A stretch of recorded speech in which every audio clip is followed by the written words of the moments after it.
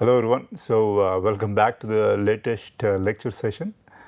So I find it funny because I'm not sure if our plan to release one video per day is going to work out, and if we are going to release, let's say, sets of 10 or all the videos in one go. And I welcome you, I guess, every time. Anyway, let's move on. We were talking about carbon dioxide emissions, right? And we were talking about the role of aviation,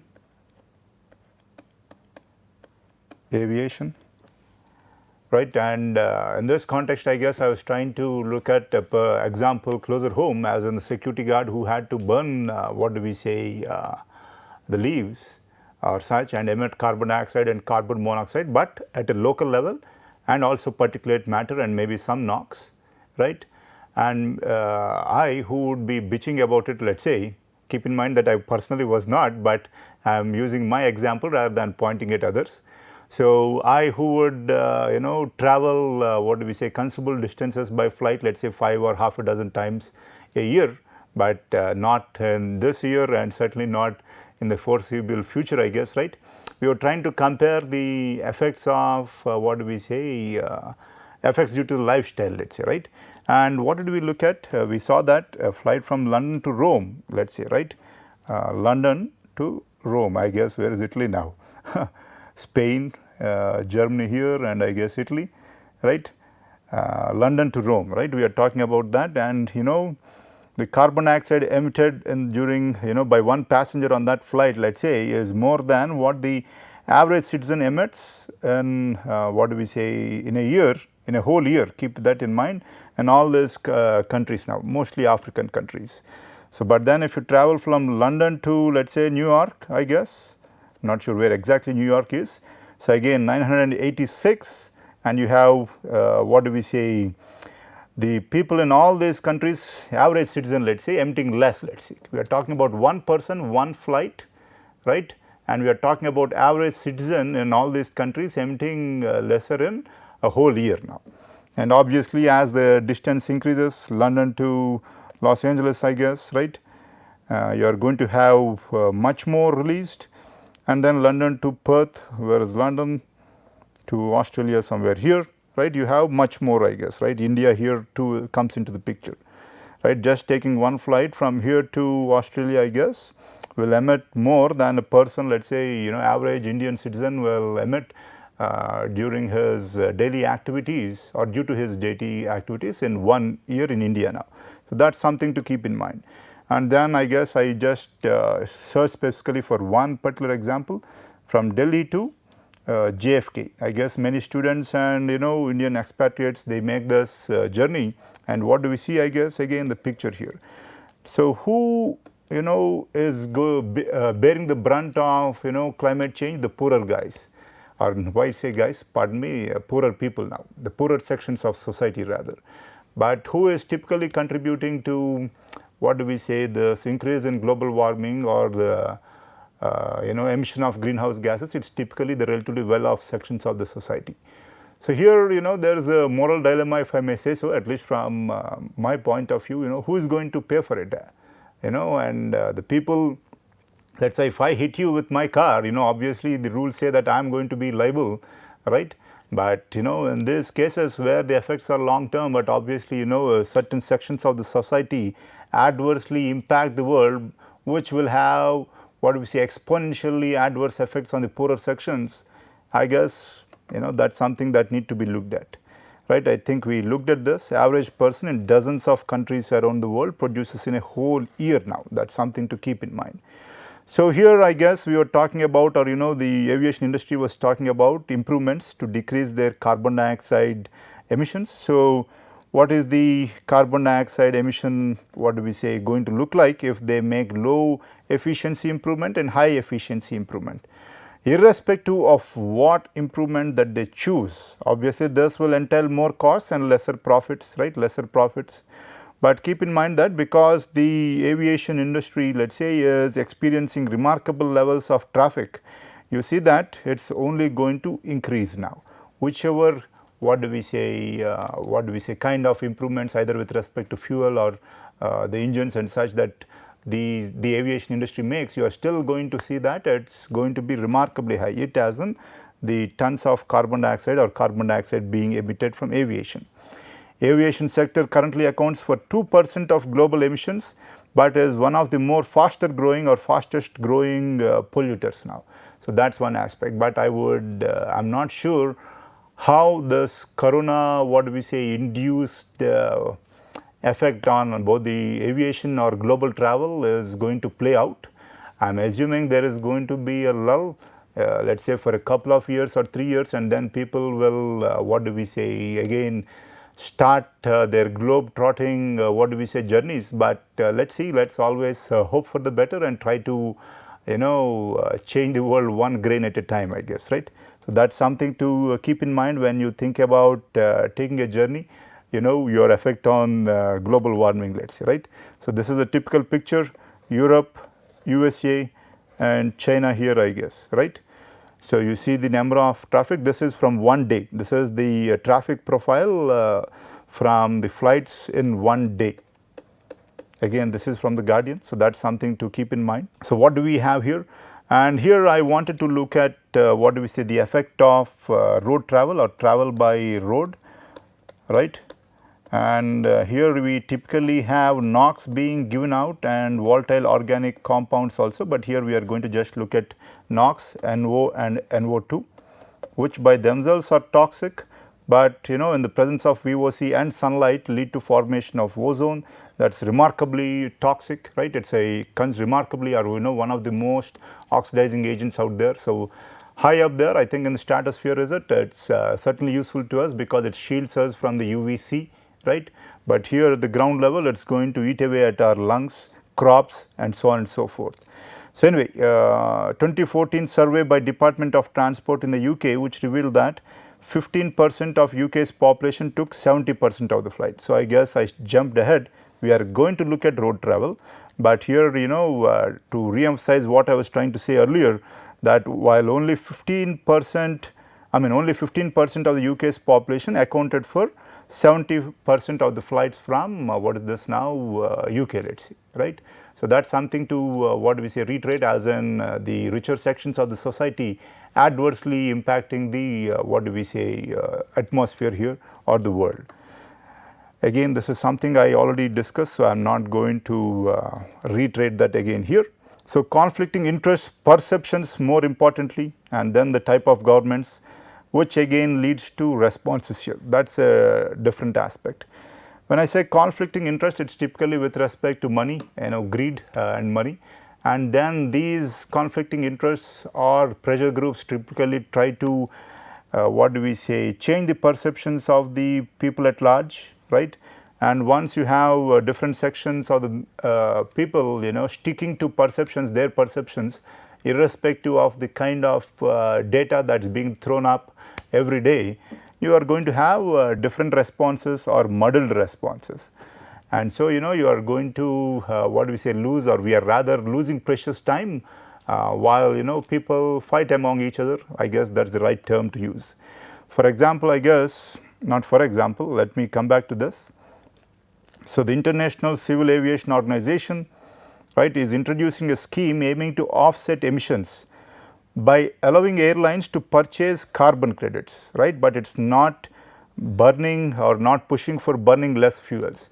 So, to make it seem as if the aviation industry cares, I guess they do care, they are going to buy carbon credits, as in they are going to, let us say, if I make the changes here in India, let us say, with respect to my process or such and become more carbon efficient, I can sell my carbon credits to someone else, and who can purchase it here? This Civil Aviation Organization, let us say, can purchase these carbon credits. But are they by themselves leading to direct decrease in carbon dioxide emissions? Not really. They are still burning less fossil fuels, but I guess they are trying to what do we say achieve or promote decrease in or indirect decrease in emissions here. That is something to keep in mind, that is what people would typically do. And here we have people being skeptical of the scheme's benefits. Why is that? You have the aviation industry is still increasing anyway at the time of or in 2019 or 2020, that is still the case. when we should be making substantial reductions in emissions, particularly from the rich parts of the world, right. So, that is the issue. Here we are talking about indirectly affecting or bringing about change, let us say, while the industry itself should be, what do we say, making substantial reductions in emissions, but then that will entail, remarkable costs and also people changing their lifestyles, I guess, which is typically difficult unless there is a catastrophe at hand, right. So, let us see, and from the rich parts of the world. So, let us move on, and one aspect is, as we mentioned, with respect to energy, the major contribution or not contributor, I guess, requirement was for electricity and for heating.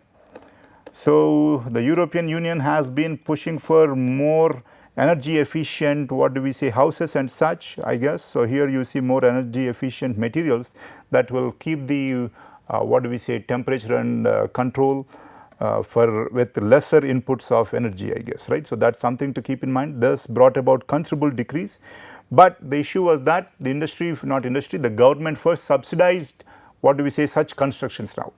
Again, I am a homeowner, let us say, and typically, let us say, people only think about their pocket now, right. That is human mentality everywhere, not just here, let us say, not including me. So, typically the drive has to come, or typically comes from subsidies, let us say. So, what do we see out here? Energy efficiency upgrades collapse as the government subsidies close. Here we have the total number of measures installed with respect to this what do we say now, more energy efficient housing planning. So, 2013, and they start this what do we now subsidy program, and it takes off pretty well, and then for various reasons the government stops giving out subsidy for this. Again, we are talking about the UK, and you see that there is a remarkable collapse here now, right. So, I guess the push has to come from governments who will have to take a longer view, right. So, that is something to keep in mind until the people become more aware, or until it is more economically, what do we say, efficient to be able to follow these greener technologies or process or construction process here, right. That is something to keep in mind. The push has to come from the government, but again the government is certainly influenced remarkably by the people, right, and depending upon is it a populist government or such, or if they are able to take a long term view, you are going to have muddled responses now, right. So, this is what we do in the typical, what do we say, lecture, face to face lecture, as in we give an article to the relevant students or to the students and ask them to read it, so that we can have an interaction session here. While we can't do that here in this mode of online teaching, I request you to look up this article and go through that. It is going to be, well, worthwhile, if I may say so, right.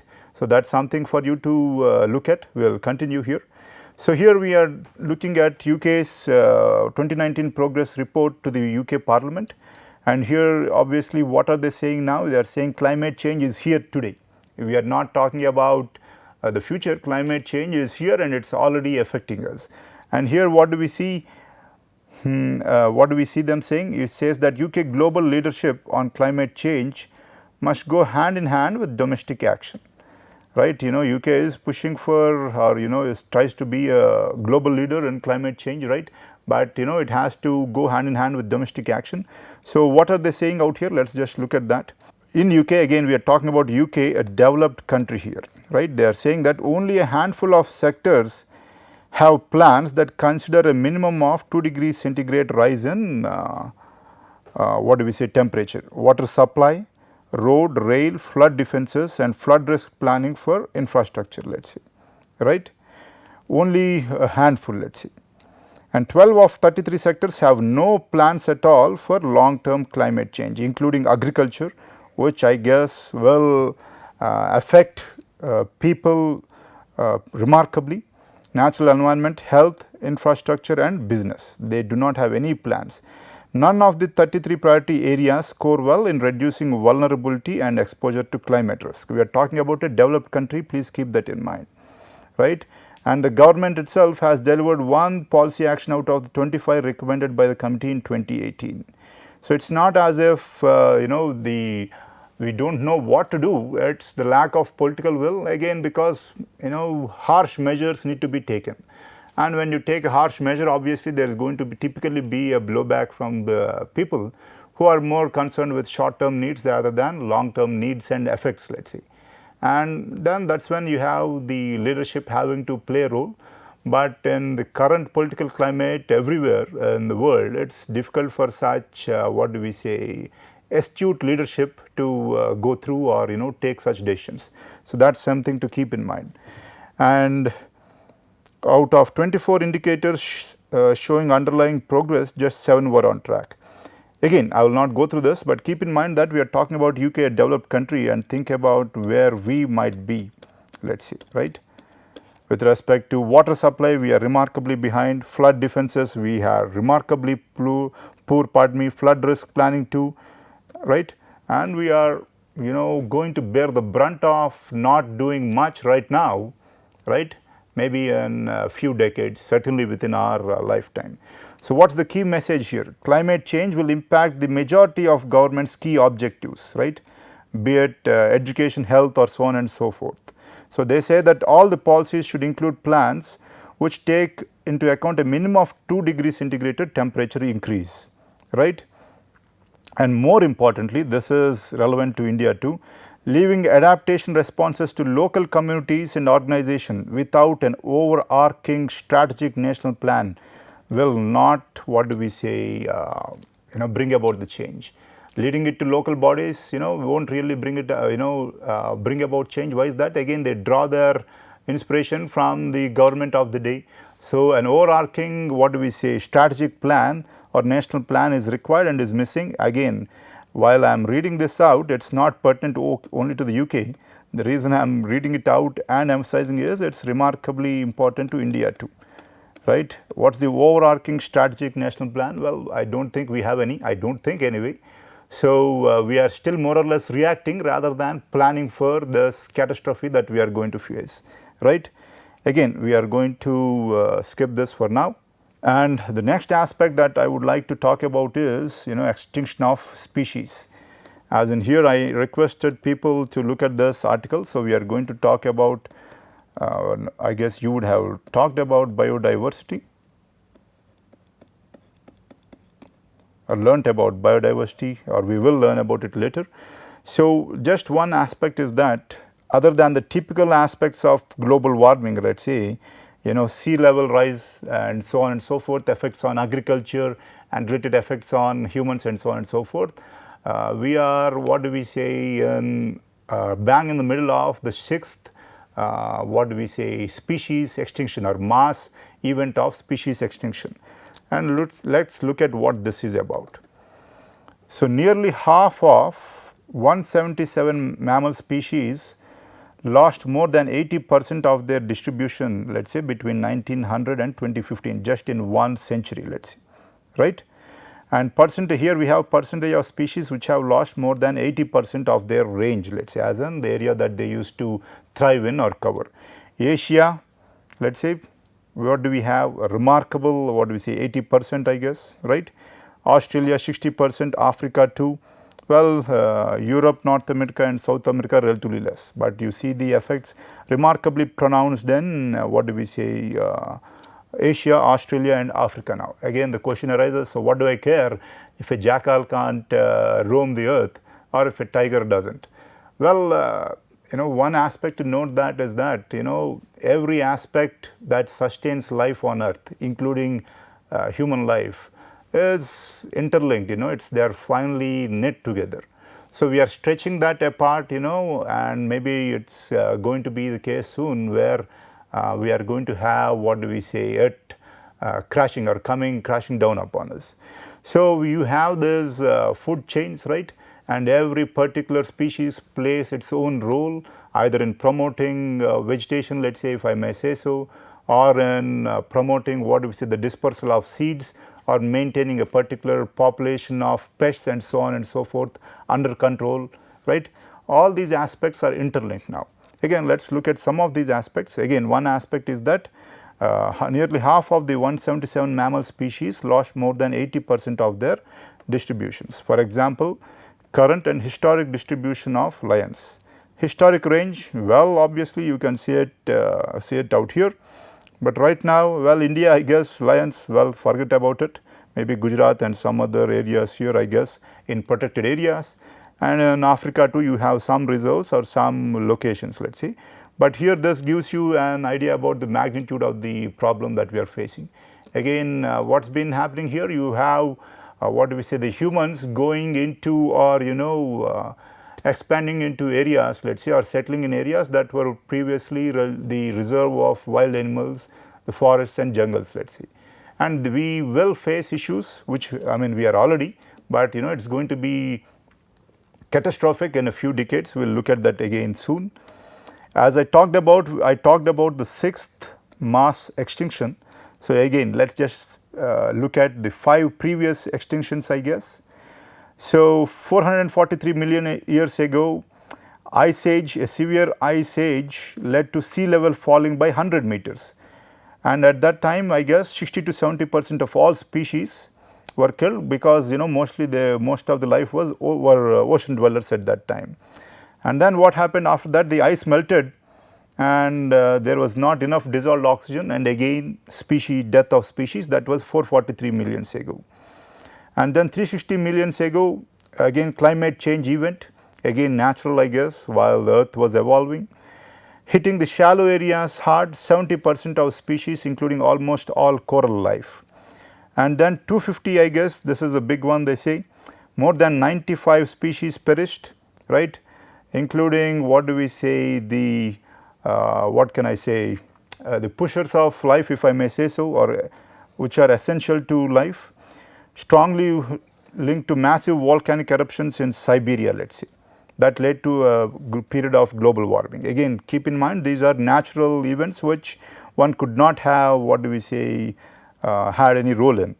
And then the what do we say, even 200 million years ago, when 3/4 of species were lost, again due to outburst of volcanism, right, and that is when the dinosaurs began to flourish. And then a giant asteroid impact in Mexico and volcanic eruptions in India led to the end of the dinosaurs, and now mammals and then eventually humans started taking advantage after the end of what do we say, the dinosaurs now. So now I guess we are witnessing now the 6th mass extinction. It is already underway. So let us look at some of the data here. And in the meantime, what are some of the most viewed articles in India? Well, I chose a relatively more decent what do we say, day to look at it. Obviously, you understand what I am trying to say. So football, cricket, movies, national events, and then what do we say, political news, I guess, right.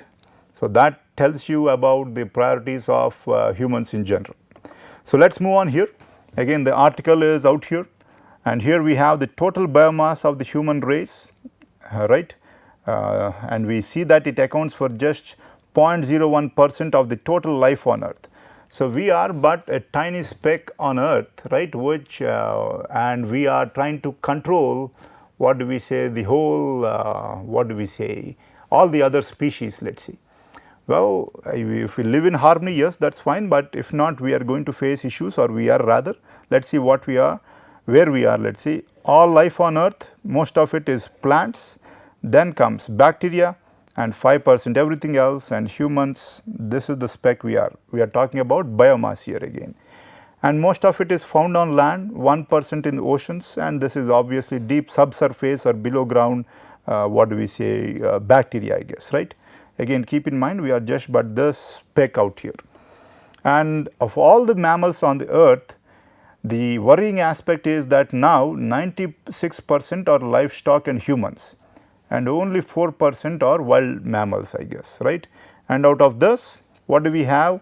We have livestock, again for, what do we say, sustaining humans, I guess, who account for 36% of the total mammals on earth, and we have only 4% for the wild animals, let us see. Again, the key issue is that it is not that I care about wild animals, or not I personally, people care about wild animals, but that the animals are biodiversity leads to, what do we say, worthwhile or affects all aspects of our life. We will look at some of the aspects later, right. So, we will come back to that. What are we doing? We are overpopulating the earth, and we are also bringing to heel all the other mammals, such that the whole earth is what do we say, more or less set up to only meet our needs now, right. So, that is something to keep in mind. Here we are not just talking about dairy, we are talking about what do we say, killing the animals for our food too, right. Humans are just 0.1% of all life, but have destroyed 83% of wild mammals. So, this is a typical animal farm or a cattle farm here in Brazil, and as I mentioned, or we looked at 60% of all animals on earth or mammals on earth are livestock, let us say livestock. That is something to keep in mind, right. And with respect to birds, 70% of birds are chicken and other poultry. Again, keep in mind that they are what do we say, reared for human consumption, and only 30% are wild. Again, we are reiterating what we just discussed earlier, right. And since the rise of human civilization, 83% of wild animals have been lost, or wild mammals, let us say. Wild mammals and marine animals 80%, of plants a very worrying 50%, and of fish 15%, I guess, right. So, I am almost out of time, and I have other aspects that I want to discuss in greater detail, because it is remarkably important. But I will end with the note that we as humans are overpopulating or are populating the earth at a rate that is not sustainable, and we are bringing to kill or heal, let us say, all the other life on earth to try to meet our needs, without trying to understand that we are interdependent here. Life on earth is interdependent. So, that is something we will discuss later.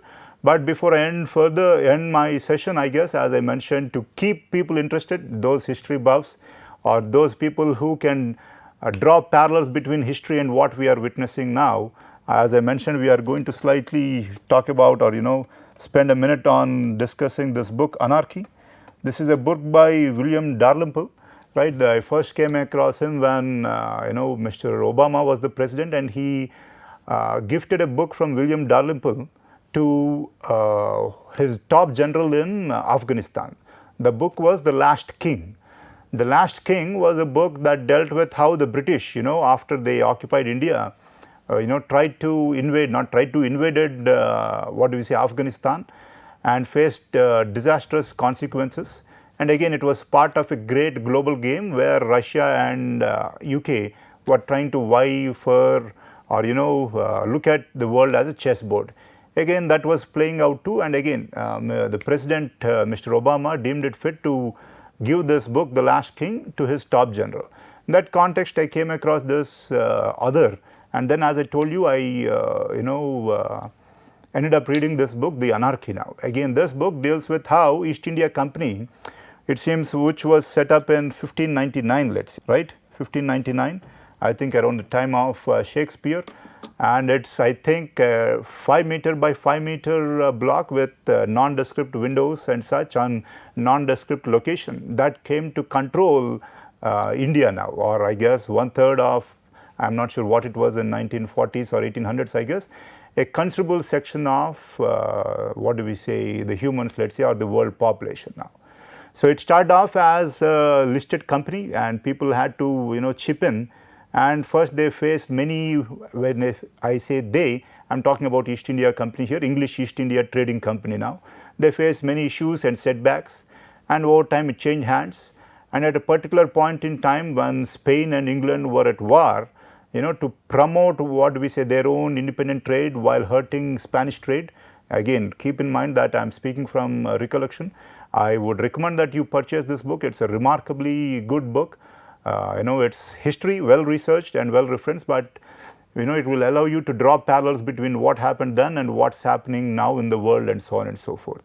Right, again, what do we see out here? 1599, and then they later established trade relations, find the route to India, established trade relations with the Mughal Empire, but they were initially haughty or arrogant. They underestimated the power of the Mughal Empire, which was then, I guess, at its peak, I think, with Aurangzeb at its head.